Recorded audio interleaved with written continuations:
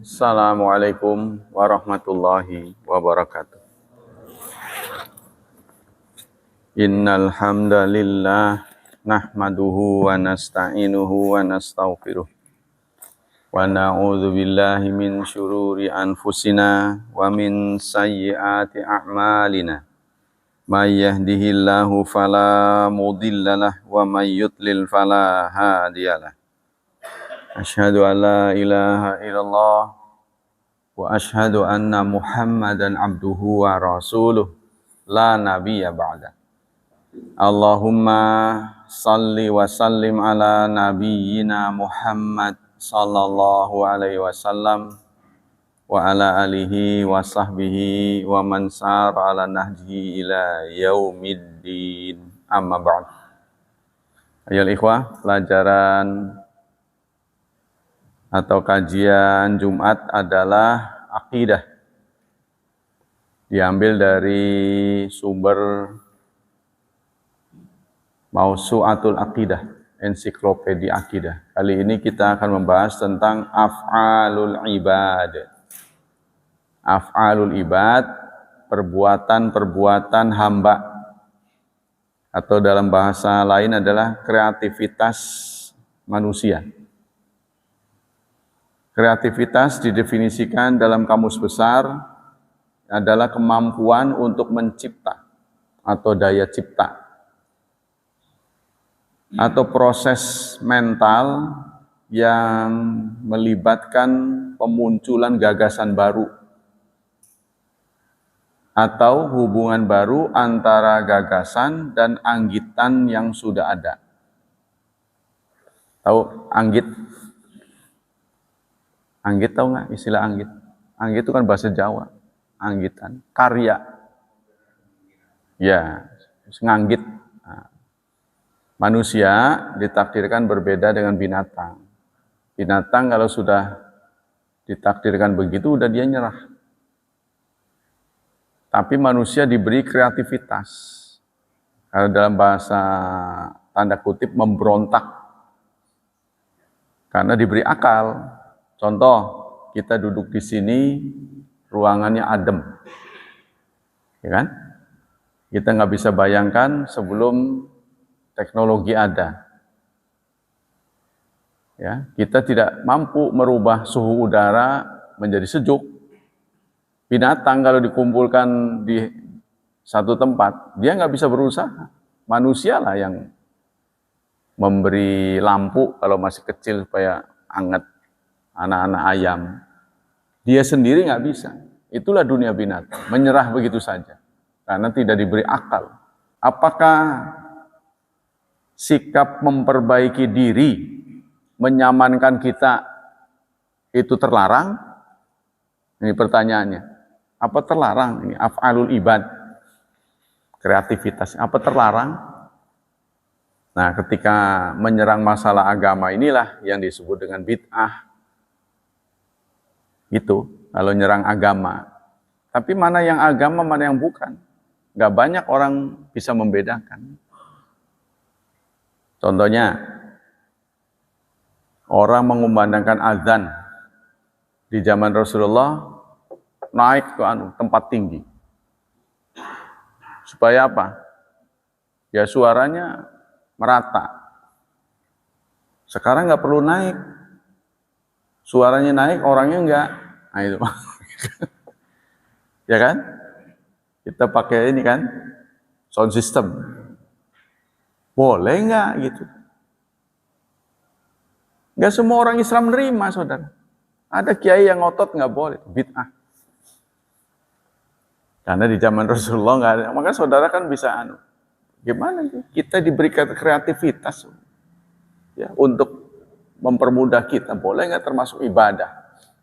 Jadi dia mengatakan itu sekedar alat, temuan-temuan ini sekedar alat. Bayangkan saudara-saudara kita yang hidup sebelum bisa diciptakan speaker, atau katakanlah kacamata ini. Pernah tak Rasulullah pakai kacamata? Ya, terbayang oleh kita orang-orang yang hidup sebelum kacamata ditemukan, pasti kan ada yang min juga ya kan? Ada yang mereka gimana melihat huruf itu? Wah, udah nasib ini, udah nggak bisa baca. Nah, kita kan tertolong, ya kan? Nah itu kalau nyerang agama, saudara. Jadi masalah-masalah ini menjadi nggak mendapat kesepakatan. Contoh lain ya, kalau kita mau turuti tuh, menghindari hal-hal yang baru, yaitu saya katakan, Rasulullah nggak pernah sholat tuh ngelihat jadwal tuh nggak pernah. Coba saudara cari aja hadis-hadis. Mau dohor enak-enakan. Oh udah waktu, apalagi pakai ini. Ini kan bid'ah ini. Tet. Azan, enak-enakan. Ya, saya bukan menyatakan ingin bahwa itu salah gitu. Maksudnya saya menjelaskan itu baru, bid'ah itu sesuatu yang ditemukan. Jadi bid'ah itu adalah penemuan gagasan. Gitu. Nah tadi yang saya sudah sampaikan bahwa manusia berbeda dengan binatang. Kalau binatang tidak mungkin bid'ah. Paham belum? Ya enggak, ya dia nasibnya begitu aja. Enggak ada nelor itu bid'ah. Wah kamu belum kok begitu gayanya, enggak ada. Nah kita itu justru ada kreativitas, itulah timbulnya gagasan pemunculan pikiran-pikiran baru. Nah itu makanya disebut bid'ah. Bid'ah itu ketika menyerang masalah-masalah agama. Tapi mana wilayah agama, mana yang bukan. Suatu saat Rasulullah saat ke Madinah, beliau menemukan petani-petani kurma. Lalu beliau sarankan, kenapa nggak dikawinkan? Apa itu biasanya kan kalau dikawinkan itu. Nah pada waktu itu setelah mereka mendengar anjuran Rasulullah, mereka gagal panen. Mereka mengkonfirmasi Rasulullah. Lalu muncullah hadis antum a'lam bi amri dunyakum. Kamu lebih tahu tentang duniamu. Nah, mana dunia Rasulullah, mana dunia sahabat. Sehingga boleh berkreativitas. Jadi kita kalau mau pakai ukuran begitu saudara, kita akan pusing sendiri, mana yang wilayah agama, mana yang bukan. Contoh yang mungkin masih dilakukan oleh kita ini, sholat id di masjid, kalau bukan terpaksa. Ada kajian yang mengatakan, khatib pakai mimbar di sholat id itu tidak pernah dicontohkan oleh Rasulullah. Saya sih antara setuju sama enggak ya, tergantung kondisional. Karena menurut saya enggak sedangkal itu gitu. Jadi Rasulullah sholat memimpin maksudnya khatib, menjadi khatib itu tidak pernah pakai mimbar. Tapi saya bertanya, apa pernah Rasulullah melarang orang pakai mimbar? Gitu loh maksudnya. Namanya kreativitas tuh nggak bisa dibunuh.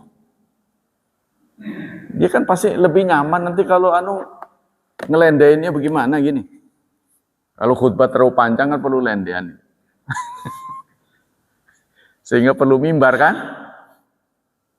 Ngelendainnya gimana? Ada yang ngomong begitu. Ada kajiannya saya perhatiin aja. Termasuk adanya bank. Bank di zaman Rasulullah kan praktis tidak ada. Nah sekarang bisa nggak saudara hidup tanpa bank? Bisa nggak? Itu aja. Ya kita ngewadani riba. Ya. Hanya teorinya saja, prakteknya mah nggak bisa. Teori saja. Jadi jangan kita mengeluarkan teori yang nggak bisa dijalanin. Karena ciri-ciri Islam itu eksak dan real. La yukallifallahu nafsan illa wus'aha. Allah tidak akan membebani kecuali kesanggupannya. Kalau kita nggak sanggup, jangan. Bisa nggak? Saudara bertanya diri sendiri, hidup nggak pakai bank, bisa nggak? Nggak pernah melibatkan bank, bisa nggak? Ya setidaknya susah. Kalau saudara hubungannya nggak banyak sih bisa, uangnya nggak ada. Ya, buat apa pakai bank? Uangnya nggak ada. Tapi kalau saudara lagi interaksi, karyawan, kan dia transfernya ke bank. ngasih honor aja nggak seberapa pakai bank. Ini yang saya ketawa itu. Madrasah pakai bank, nggak seberapa. Maksudnya nggak seberapa, bukan menghina. Ngantrinya lama, dapatnya sedikit gitu loh. Kalau kita kan ngantri lama, keluarnya segepok ya, alhamdulillah lah terobati. Ini bagaimana pendapat status hukum? Status hukum meyakini, apakah ini bagian dari keyakinan bahwa kreativitas, gagasan yang tumbuh dari manusia, ya, itu statusnya bagaimana? Innal iman bi anna Allah khaliqu af'alal ibad martabatun min maratibil iman bil qadar. Iman bahwa Allah lah pencipta perbuatan manusia, ya, itu bagian dari iman kepada takdir. Nah, sekarang mari kita pikirkan baik-baik. Apakah semua yang dulu saudara rencanakan, kita semua lah, baik Anda dan saudara dan saya, pernah rencanakan berhasil sesuai dengan keinginan? Berhasil nggak? Ya belum tentu, jawabannya begitu. Nah, itulah letak kenapa kita beriman bahwa af'alul ibad, nguliknya gitu. Apa ngulik tuh? Nguliknya manusia itu berdasarkan takdir Allah. Sebab kalau itu merupakan takdir manusia, semua yang kita kerjakan tuh pasti nggak meleset dari rencana. Gitu kan? Nah, memang ini masalah yang sangat krusial itu. Seperti saudara datang ke sini duduk di tempat ini. Ini penggeraknya Allah katanya. Ini bagian dari keimanan. Apa iya sih? Nah, saudara kan mungkin kaget. Kita hadir di sini penggeraknya Allah. Tanpa perkenan dari Allah, kita tidak akan hadir di sini. Begitu menurut keimanan. Menurut ini. Menurut ajaran Islam itu begitu. Sehingga kita bisa pahami ketika ada ajaran Islam mengatakan yang disampaikan oleh Rasulullah kepada Hudzaifah. Masuk tidaknya seseorang ke surga itu faktor keberuntungan. Lemes nggak mendapat statement seperti itu? Faktor penyebab paling dominan seseorang masuk atau tidaknya ke surga, faktor keberuntungan. Contohnya begini, kalau bahasa itu dilalah gitu. Suka orang mengatakan dilalah itu kebetulan kan? Kok dilalah sampean jadi manusia gitu. Dilalah atau bukan? Dilalah. Kok dari sekian manusia itu kan banyak. Kok dilalah sampean itu lahir dari rahim orang Islam? Dilalah. Apa itu usaha saudara? Kan bukan kan? Kok dilalah dari sekian yang lahir dari perut orang Islam tuh ditakdirkan laki? Kan ini kita lebih beruntung ditakdirkan laki-laki daripada perempuan. Masa sih? Lah iya, karena kebanyakan yang masuk neraka perempuan. Tapi kalau kedengaran ibu-ibu marah. Kan begitu, bukan pernyataan saya ini. Aku diperlihatkan neraka. Kebanyakan kulihat penghuninya adalah perempuan. Jadi, kita juga bertanya-tanya, apa menjadi perempuan itu sebuah kesalahan? Kan bukan mau dia, perempuan menjadi perempuan kan bukan mau dia. Kalau dia lahir boleh pilih, laki perempuan kamu, mau jadi laki. Sebelum di kreatif ya, sebelum malaikat membuat ini. Kelaminnya, kulitnya, kan beda ini. Kita secara fisik beda kan, apalagi kejiwaan. Nah ini, kita kalau yang dilalah, jadi laki-laki. Sebab semua nabi kan laki-laki, gak ada perempuannya. Ketika kita berkumpul dengan perempuan, kita yang jadi pemimpin. Kan begitu kan? Kita satu atap dengan perempuan, bersuami istri, kan kita pemimpin. Kita sholat bareng dengan perempuan, kita jadi pemimpin. Berarti saudara mendapat nikmat lebih. Kan gitu kan? Lah, dari sekian orang Islam, kalau yang dilala sampean tuh suka sholat. Dilala lagi bukan itu? Tapi kalau bahasa sana itu dimarah-marah orang yang dilarang bicara begitu. Nah, itu izin Allah gitu. Itu. Kalau bahasa kita tuh yang semua izin Allah. Takdir kita ini begitu. Maksudnya kita melakukan perenungan dari yang sudah ada. Siapa tahu ada yang bisa diperbaiki sebelum kita kembali kepada Allah gitu. Kita merenungkan baik-baik. Sudah saatnya. Karena umur kita sudah di 40. Insya Allah nggak akan guncang lah. Gorek-gorek begitu. Nah, kita kembali ke sini. Jadi iman bahwa semua gerakan, kan nanti ada ayat tuh, yang basah, yang kering, yang kemarin sudah kan di suratul An'am, yang bergerak, yang diam, itu semua izin Allah. Nah, kita bedanya itu diberi kreativitas. Kreativitas itu punya gagasan-gagasan sebenarnya dalam tanda kutip memberontak terhadap nasib sebenarnya. Memberontak tidak? Panas amat sih. Ngarang bagaimana caranya? Kita nggak diberi sayap oleh Allah. Tapi bagaimana caranya terbang? Mikir. Nah, berpikir. Perjalanannya panjang itu manusia bisa membuat pesawat itu. Panjang itu. Kita sekarang aja cuma menjadi konsumen. Perjalanannya panjang. Sepeda saja, bikin sepeda. Kan perjalanan panjang, ada yang katanya roda belakang ini dibikin kecil, ada yang bikin di depannya gitu. Terus saja, mana yang lebih nikmat, mana yang sampai sekarang kita bisa ciptakan sepeda yang nyaman. Itu dari sisi sepeda. Begitu juga yang lain-lain. Nah, pemberontakan manusia terhadap nasib ini namanya itu tadi, kreativitas. Tanpa kreativitas, maka manusia tidak akan berubah. Makanya itu orang yang sering menghadapi ujian, biasanya nasibnya lebih baik. Inilah yang membedakan antara pribumi dengan pendatang. Pendatang itu sering gesekan. Dia dipacu untuk beli rumah. Karena beli rumah harganya mahal, dia berusaha cari gaji yang gede. Terus begitu berusaha, sampai di titik tertentu. Akhirnya ada yang tercapai, ada yang tidak. Ya setelah kita berusaha lalu tidak tercapai, Islam mengajarkan kita ya kudu nerimo, kudu terima. Memang kekuatanmu terbatas, tapi harus usaha dulu. Kan gitu kan?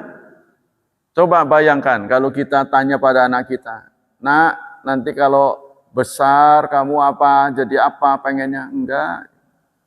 Dokter? Enggak. Insinyur? Enggak. Pengusaha? Enggak. Penguasa? Enggak. Orang alim? Enggak. Ya lemes lah kita. Nah itu orang yang tidak punya kreativitas. Tapi kalau kemudian dia mengatakan, nah nanti kalau gede presiden. Wah ketinggian, jangan begitu, biarin aja. Kita hanya bisa mengarahkan, kalau cita-citamu tinggi, maka powernya juga harus tinggi, kan begitu kan? Powernya harus tinggi, penggeraknya ini. Kalau bebannya berat, kan penggeraknya harus besar. Nah, silakan kamu kreativitas, apa yang kamu cari, apa yang menjadi bekal kamu sehingga bisa tercapai, kan begitu.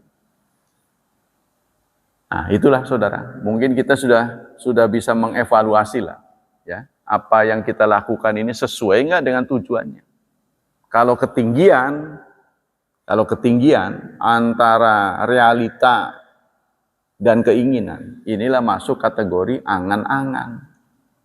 Keinginan tidak sesuai, namanya angan-angan. Dalam sebuah contoh grammar, laita syababu yaudu yauman. Dalam sebuah grammar, semoga aku bisa muda lagi.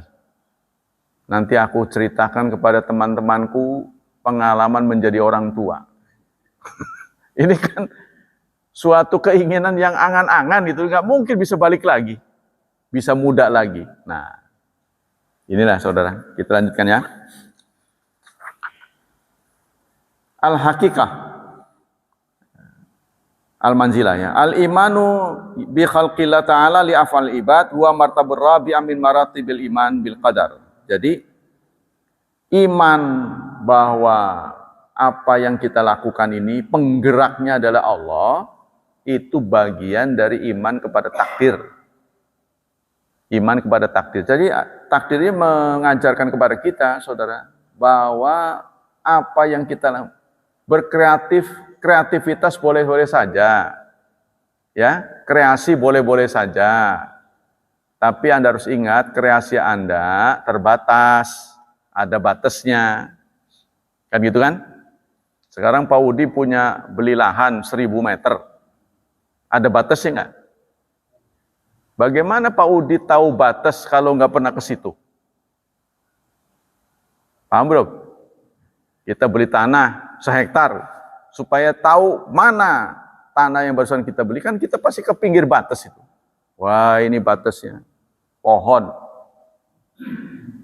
atau apa gitu kan, yang kita buat situ. Oh, ini garis, ini batasnya. Kalau kita nggak pernah ke batas, mana tahu kita luas kita. Nah, begitu juga kita. Bagaimana kita tahu takdir kalau kita tidak melanglang buana gitu. Wah, sampai di sini. Saya sudah berusaha berapa kali. Cuma berapa kali yang diizinkan ini.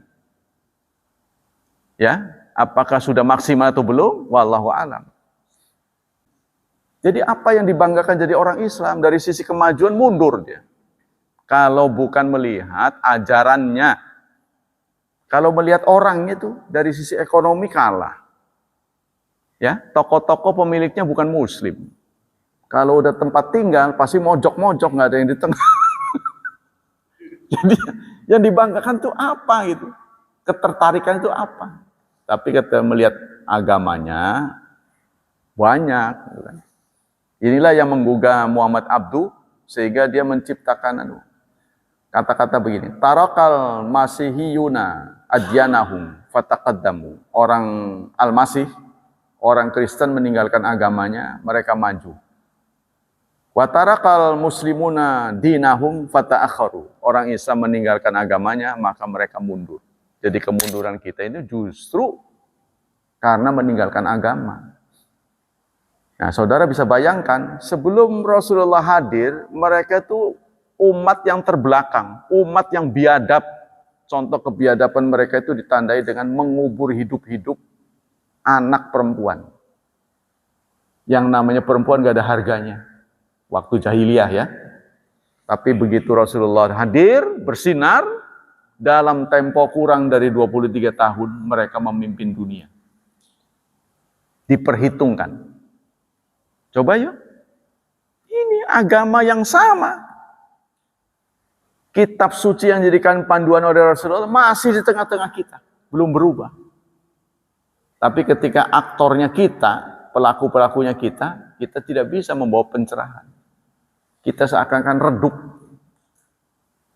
Penemu angka 0 umat Islam. Penemu astronomi Islam. Tapi kenapa sekarang kita tumpul? Sekarang seakan-akan kita dilecehkan oleh bangsa lain, ditertawakan.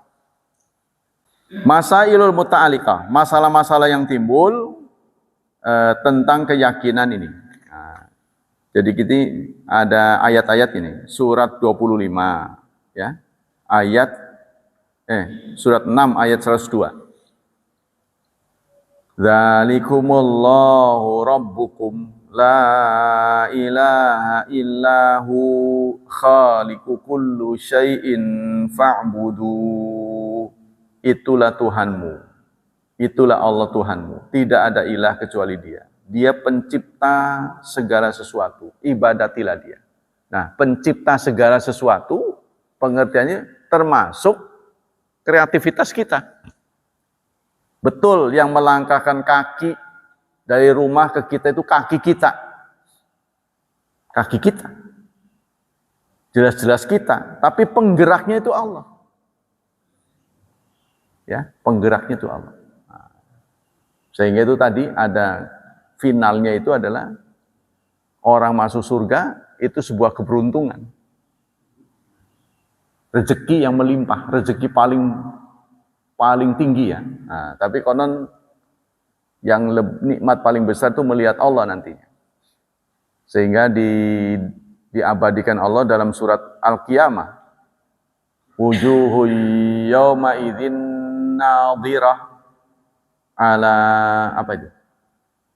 Wujuhu yawma idzin nadhirah ala saya lupa. Ala rabbihim nadhirah apa ya? Hari itu wajah berseri-seri karena mereka melihat Tuhannya. Satu saat diumumkan kepada penduduk surga, saudara-saudara penduduk surga, hari ini kita ada jadwal baru. Ada jadwal baru. Jadwal apa lagi? Yang sudah aja ini sudah nikmat ini, sudah nggak perlu nambah lagi. Sudah kami udah puas lah dengan pelayanan surga ini. Enggak, ini beda. Apa ini? Melihat Tuhan. Nah, tapi nggak boleh dibayangkan ya, melihat Tuhan. Menatap Tuhan yang selama ini kita ibadati. Nah, itulah konon begitu mengasihkan gitu. Nah, di surga inilah kita kelak akan diberi kesempatan melihat Allah. Ditegur oleh Allah. Ya kan? Kan dalam Quran juga ada tuh pemuja-pemuja sapi, wa usyribu fi qulubihimul ijla. Dan mereka diberi minum dalam hati mereka. Hati itu kan nggak bisa minum. Wa usyribu itu kan kalau bahasa Quran. Dan mereka diberi minum ke dalam hati mereka al-ijla, patung anak sapi. Jadi ini makna kiasan saking apanya itu ya? Saking hormatnya, saking ketergantungannya, sampai seperti orang minum. Meresap gitu. Seperti sebuah keyakinan. Nah, sampai begitu. Jadi Islam itu sudah di backup oleh keyakinan bahwa apapun yang kita usahakan, yakinlah keberhasilan itu di tangan Allah. Kita hanya boleh berusaha. Tapi Allah menyatakan walladzina jahadu fina lanahdiyannahum subulana. Tapi kalau usahanya maksimal, insya Allah berhasil. Nah, saya juga melihat adanya kenyataan, saudara. Kalau ada bintang, maka yang sekitarnya itu ikut terang. Benar nggak? Kalau ini ada bintang terang, sekitarnya ikut terang. Dan pantas saja di sana ada Rasulullah, sahabat-sahabatnya ada orang terbaik, karena ada bintang. So, ya, nah itulah. Jadi kalau di antara kita ini nggak usah banyak-banyak. Yang punya bakat atau punya jabatan tinggi saja, ya. Punya jabatan tinggi, nggak usah banyak-banyak. 3 saja. 1, Jenderal Bintang 4 Angkatan Laut, orang Pangungrawi. 1. Yang kedua, Bintang 3 lah. Bintang 4 mana komandan. Angkatan Darat, Letjen, orang Pangungrawi. Terus, udara, juga Jenderal Bintang 3. Wah, pasti terkenal. Cukup 3 saja. Ya, pokoknya yang punya jabatan tertinggi atau orang-orang kaya yang bisa mengubah tatanan. Nah, inilah memang mungkin tidak ditakdirkan untuk kita, tapi kan tidak mustahil anak kita gitu loh. Jangan putus asa. Ngelihat dengar begitu lemes. Umur sudah rambut beruban, gigi udah ompong. Jadi cerita tentang cita-cita ya nggak sekarang nggak apa-apa. Yang penting kita sekarang berdoa aja, jangan pernah putus asa. Kan nanti ada generasi berikutnya. Kita sudah mengevaluasi di mana letak kesalahan kita sehingga cita-cita tidak berhasil. Di mana letaknya? Itu kan? Letaknya di mana? Bolehlah kalau kita sekarang diberi kesempatan lagi muda. Diberi pilihan lagi. Yo, mulai lagi dari umur 20. keluar dari keluarga, lalu kita merencanakan cita-cita ke depan, mungkin lebih berhasil karena sudah pengalaman. Tapi akhirat kita nggak punya pengalaman, saudara. Nggak punya pengalaman, nanti ditanya malaikat tuh gimana katanya. Katanya gini, saudara, ada cerita yang menurut saya bohong. Orang penasaran tuh. Hampir semua sahabat pernah dimarahi oleh Umar bin Khattab. Kan beliau bawaannya disiplin ya, disiplin ketat. Hampir semua sahabat dimarahi, termasuk Abu Hurairah pernah dipenjara. Bayangin, saudara. Karena tuh kalau ngomong hadis terus, bukan Quran. Jadi kalau ngomong tuh hadis terus. Ya memang beliau kan ditugasi mendapat tugas dari Rasulullah memelihara hadis. Jadi kalau ngomong tuh hadis terus, hadis terus. Orang nanya jawabannya hadis. Orang nanya jawabannya hadis. Kesel nih Umar. Kalau kau berbuat begitu, nanti Quran akan kalah. Gitu. Sebab hadis terus yang keluar. Kalau masih begitu tak hukum. Karena dia punya wewenang. Nah, orang mengandai-andai. Ceritanya mengandai-andai. Bagaimana ya Umar nih? Apa dia cuma galak sama manusia? Kira-kira menghadap malaikat galak nggak? Gitu. Nah, diceritakan di situ. Maka Ibnu Abbas mencoba selalu dekat dengan kuburnya. Menurut saya ngarang sih. Menurut saya ngarang. Tapi saya ceritakan di sini supaya kita ketawa. Gitu. Jadi ceritanya malaikat Mungkar dan Nakir datang. Nanya dia, tanya yang betul. Dia galak juga ternyata, itu kata Umar. Tetap konsekuen. Sehingga malaikat ini kaget. Gitu. Ini kan membuat cerita yang membuat kita tertawa. Lari menghadap Allah Subhanahu wa taala. Yang ditanya galakan dia. Ini galak. Nah, kata Umar tuh, kamu tahu gak saya siapa? Saya ini sahabat dari manusia terbaik yang ditunjuk oleh Allah. Di depan malaikat ngomong begitu kan ini. Kata Ibnu Abbas. Tapi menurut saya ngarang. Namanya kan supaya dongengan, supaya kita ketawa. Jadi lari kepada Allah. Galakan dia gitu. Nah, terus sudah, kamu kalau bisa nanyanya yang lembut. Maka sejak peristiwa Umar bin Khattab itulah katanya, malaikat datang kepada umat Islam dengan wajah yang familiar. Kesimpulannya begitu. Sebab kalau pakai muka asli itu kan ngedrok-dok kita. Tapi kalau dia mukanya ganteng, ya, Assalamualaikum, apa kabar Pak? Baik, baik. Ini saya petugas ya, mau nanya 3 hal. Silahkan. Kan begitu kan enak tuh. Katanya itu sejak Umar bin Khattab begitu. Nah, tapi saya nggak yakin. Kenapa? Karena ini berita gaib. Kalau Umar bin Khattab itu mati duluan daripada Rasulullah, lalu Rasulullah yang cerita, saya percaya. Rasulullah nggak ada kok. Jadi ahli bahasa, juru bahasa gaib sudah meninggal. Dari mana dia tahu? Ini ketahuan bohongnya. Dongeng saja. Jadi undang-undang pidana ini perlu kesepakatan. Tidak boleh sepihak. Nggak boleh. Itu kan sudah diundangkan oleh Rasulullah. Kita nggak sepakat. Jadi kalau menurut kaidah itu sepakat nggak sepakat harus sepakat. Ya sudah silakan Anda jalan. Ya, makanya ini wilayah agama dan bukan agama. Jadi kalau itu masuk ke dalam wilayah agama, itu yang disebut bid'ah. Sebenarnya itu tadi itu kreativitas. Jadi yang namanya bid'ah itu adalah kreativitas. Bid'ah itu mana dasarnya model, di model-model. Tidak ada model baru dalam ibadah. Nah, makanya orang membatasi dalam ibadah. Kalau dalam tadi yang dicontoh itu sosial. Bukan.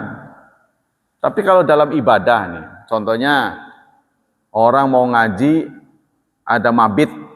Mabit itu sebenarnya maknanya nginep. Karena besok mau ada acara, yang akan hadir tuh dari jauh-jauh, kan? Sehingga mereka sulit mendapatkan transportasi, akhirnya mereka nginep. Dan itu kemudian diulang lagi. Contohnya anak-anak muda besok mau ada kegiatan, ya, maka nginepnya itu mereka namai mabit.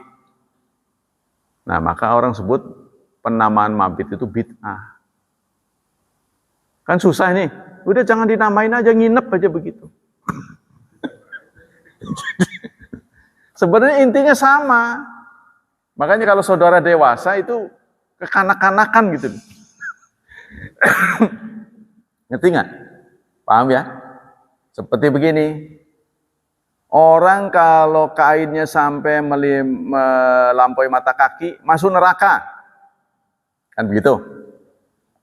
Oma Irama ketawa, dia katanya. Masa sih begitu aja masuk neraka? Dia nggak sepadan dengan kejahatannya gitu kan. Neraka itu kan hukuman yang berat. Masa hanya dengan begitu masuk neraka? Jadi dia ketawa. Nah, ketawanya Oma ini dianggap bid'ah. Ngerti gak? Tertawanya itu. Sebab menyambut sabda Nabi itu harus sami'na wa ata'na. Jadi ada unsur ngejek. Gitu. Nah ini kan jadi mumet ini. Ya kan? Nah, ngaji itu kalau Rasulullah menerimanya bagaimana, itu harus sami'na wa ata'na, berkaitan dengan agama, wilayah agama, tidak boleh ada kreativitas. Tapi kalau luar agama boleh. Kalau tadi itu masuk kategori luar agama. Melayani orang tua ya. Itu. Tapi kalau orang melihat itu sebagai perbuatan baik yang tidak ada tuntunannya, ya memang harus diawali dengan bismillah. Kullu amrin, nah ini. Kullu amrin la yubda bi bismillahirrahmanirrahim fahuwa aqta. Perbuatan baik manapun yang tidak diawali dengan bismillah, maka terputus berkahnya. Nah, menurut saya ini perbuatan baik. Ya monggo ada dalilnya. Yang penting punya dalil, punya alasan. Yaitu makanya masuk wilayah agama dengan tidak agama. Makanya kalau mau lihat melibatkan agama, Quran pun yang kita terima ini sudah tidak sama persis yang diterima oleh Rasulullah. Sebab Quran di zaman Rasulullah tidak ada titiknya, tidak ada barisnya, AIU-nya tidak ada. Itu kreativitas, Pak. Nah, Quran ini kan sumber agama. Ya kan? Ini loh yang ada A, jabar jar kata orang sini, jabar jar. Di zaman Rasulullah tidak ada, titik tidak ada. Itu bid'ah bukan gitu. Itu makanya saya mengatakan itu disebut dengan fiqhul waqi'. Karena penamaan fiqhul waqi' ini nggak pernah dilontarkan oleh Rasulullah, jadi bid'ah. Jadi bukan isinya yang bid'ah, tapi namanya itu loh. Menamai dengan fiqhul waqi' itu bid'ah. Padahal fikih waqi' itu ada fikih pemahaman peninjauan ulang terhadap kejadian-kejadian zaman sekarang yang nggak pernah ada di zaman Rasulullah. Maksudnya di zaman Rasul tidak ada. Seperti tadi menulis Quran dicetak dengan pakai harkat, ada titiknya. Kan di zaman Rasulullah belum ada. Apalagi pengobatan, transfusi darah, darah orang dipompakan ke tempat lain. Jantung, tuh kan, sampai dibedah, terus dialihkan anunya, hubungannya kemana itu, diambil dari urat betis, masukkan ke situ. Ini zaman Rasulullah nggak ada. Nah ini namanya fiqhul waqi', demi menyelamatkan, karena tujuan hukum Islam itu 5, Pak. Ini harus diketahui dulu, tujuan hukum Islam ini 5. 1, menjamin kita menjalankan agama dengan baik. Yang kedua, menjamin keselamatan diri kita. Ya, namanya hifdzul din pertama. Yang kedua, hifdzul nafas. Yang ketiga, hifdzul akli. Menjamin akal ini tidak terganggu. Karena itu hal-hal yang mengganggu akal, minuman keras, narkoba, itu dilarang. Yang ketiga, hifdzul nasl. Menjamin keturunan. Karena itu semua yang mengarah kepada penambahan populasi dianjurkan menikah, nambah, itu kan. Tapi nambah itu juga harus fiqhul waqi'. Orang yang tidak kena fikul waki pasti kena musibah. Itu dengan tadi itu, saya pakai centong itu, makan pakai garpu, pakai sendok, mana pernah dilakukan oleh Rasulullah. Tangan langsung, malah harus dijilat begini, sampai piring-piringnya. Sebab siapa tahu keberkahan itu ada di sana. Pakai sendok itu bid'ah kalau mau dilihat dari sisi tadi, nggak pernah dilakukan oleh Rasulullah. Jadi definisinya dulu, definisi bid'ah ini apa. Jadi kalau itu demi kemaslahatan kita dan tentu saja tidak terlalu jauh dari ilatnya. Ya, saya akan memberi contoh. Suami istri mendaftarkan haji.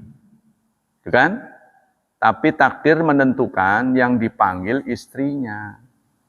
Kan begitu? Dinego nggak bisa. Ya kalau dinego bisa mah udah nggak bisa dinego supaya bisa bareng. Gimana kalau tahun depan? Ya mudah-mudahan bisa ya.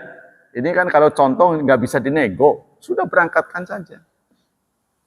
Dengan kita memberangkatkan istri kita, kita sudah melanggar dalil. Karena dalil itu menyatakan harus pakai mahram. Tapi ingat saudara, yang memberangkatkan istri kita itu ulul amri. Ya kan? Taat kepada ulul amri kan kewajiban. Nah, gimana jawabannya? Kan bukan kita, seperti kita mau ke Jakarta kan kita sendiri kan. Kalau haji kan nggak bisa kita yang tentuin, itu putusan dari sana. Kita sudah nego nggak bisa, ya monggo lah berangkat. Saya contohkan begitu. Apakah itu sebuah pelanggaran? Menurut saya tidak, karena kita tidak berkuasa. Dan ini fenomena yang tidak terjadi zaman Rasulullah, karena sekarang membludaknya orang. Nah itulah kurang lebih. Singkatnya ini akan memantik diskusi panjang, Pak. Ya, tetap aja ngaji. Ya, kalau tidak, jadi nggak rame ya. Nah, kita akan beku. Ya itu aja. Nah ini kita kan berkembang, dunia berkembang. Anda harus melek, harus dengar. Kenyataan kita ini sudah beda. Semoga Allah Subhanahu wa taala mencerdaskan kita. Semoga Allah memberikan pahala yang berlimpah atas taklim kita pagi ini. Semoga Allah tetap menyelamatkan dan melindungi kita dari wabah dan fitnah. Semoga Allah menghadiahi masa depan yang cerah untuk anak dan cucu kita. Mentakdirkan mereka menjadi generasi yang saleh dan salihah. Subhanakallah wa bihamdik. Asyhadu an la ilaha illa anta astaghfiruka wa atubu ilaik. Wassalamualaikum warahmatullahi wabarakatuh.